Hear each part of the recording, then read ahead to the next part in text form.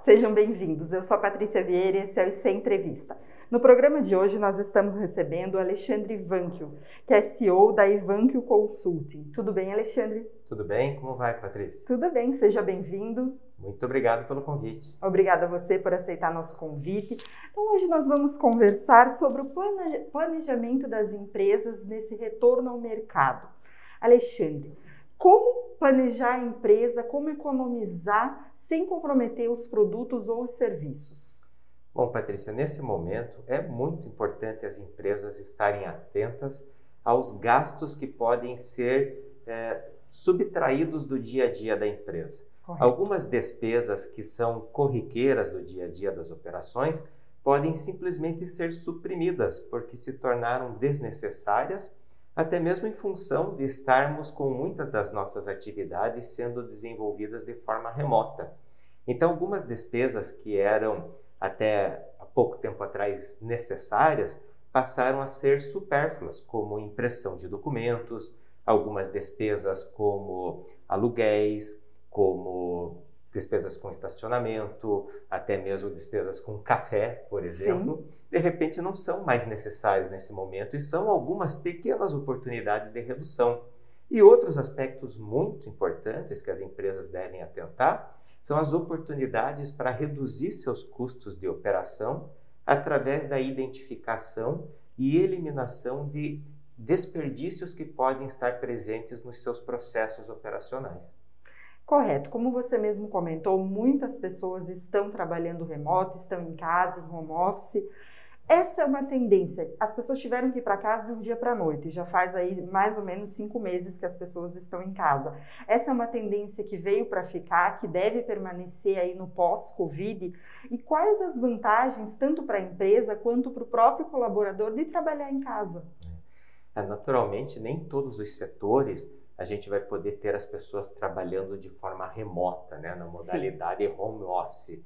Algumas atividades nós precisamos ter as pessoas trabalhando presencialmente, principalmente aquelas atividades que são operacionais, como na indústria, por exemplo. Mas muitas atividades podem ser feitas de forma remota, no trabalho como home office. E muita gente que está experimentando nesse momento o home office vai ficar por muito tempo ainda nessa modalidade. Sim. Ou pode até mesmo evoluir para um sistema, como podemos dizer, híbrido, em que você trabalha parte do tempo em sua casa e parte do tempo nas instalações da empresa, onde você vai promover eventuais reuniões ou encontros para alinhamento, para troca de ideias com a equipe, até para que você possa manter a cultura organizacional acesa com a sua equipe de trabalho. Mas certamente a forma da gente trabalhar mudou e não vai voltar a ser como era. Com certeza. E como motivar a equipe? Porque, como a gente comentou, parte das pessoas estão em casa, algumas empresas têm alguns colaboradores em home office, outra parte na empresa. Como manter todo mundo motivado, fazer com que todos entendam que continuam pertencendo àquela cultura organizacional, sendo que não está todo mundo fisicamente junto? Agora o papel da liderança é fundamental, né? A liderança das empresas tem que ter uma estratégia de comunicação muito assertiva com todas os seus liderados, as suas equipes de trabalho. É muito importante que essa comunicação seja clara, seja bastante objetiva, que chegue a todos os níveis de forma bastante direta, Correto. sem qualquer dubiedade. E também é importante que os colaboradores que estão trabalhando presencialmente ou remotamente se sintam engajados e valorizados com programas que continuem trabalhando nas suas formações, no seu desenvolvimento profissional também, com a sua qualificação, com novos desenvolvimentos de competências. E quais as ferramentas que a empresa pode utilizar, que tem disponível nesse momento, para motivar as pessoas, para economizar, para ter mais lucro? Algo que está muito presente, né, que se acelerou muito nesse momento de pandemia, são os recursos de tecnologia, né? Nós tivemos em poucos meses um avanço de anos em termos de digitalização. Correto. Negócios que até então a gente vinha trabalhando no modelo tradicional, a gente teve que partir para um formato digital de trabalho. Então, a tecnologia veio ajudar muito as empresas a se transformar nesse momento. E a própria otimização dos processos para tornar os processos mais ágeis, mais dinâmicos, ajuda também as empresas nesse momento a responderem mais rapidamente às necessidades do mercado.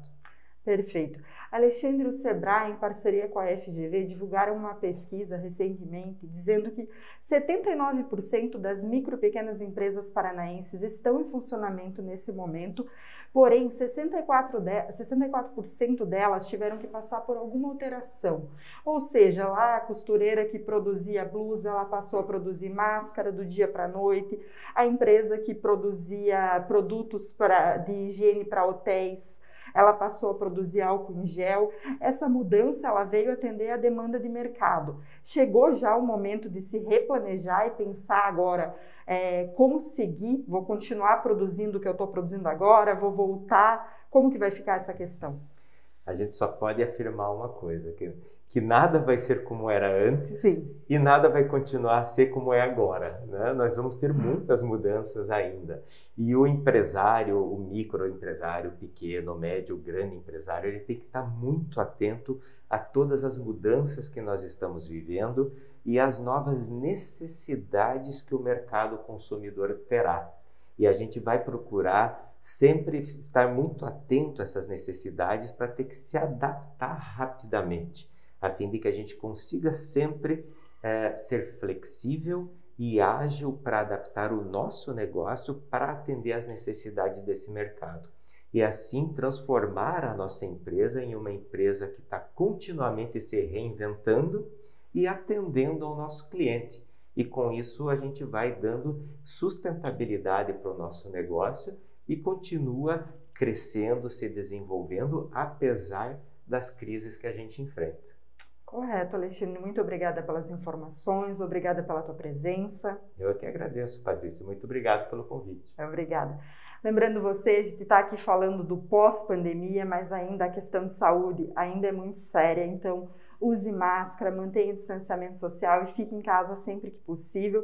E vamos torcer para que tudo isso passe logo e para que a gente venha aí falar mais sobre o pós-pandemia. Sem dúvida. Que as coisas boas permaneçam, que a evolução tecnológica permaneça, que nós nos tornamos pessoas mais humanas, mais que a questão da doença acabe, porque afinal é algo muito triste em relação às vidas perdidas e a esse momento tão difícil para todo mundo. Sim. Obrigada a você, tchau, Muito tchau obrigado. E até a próxima.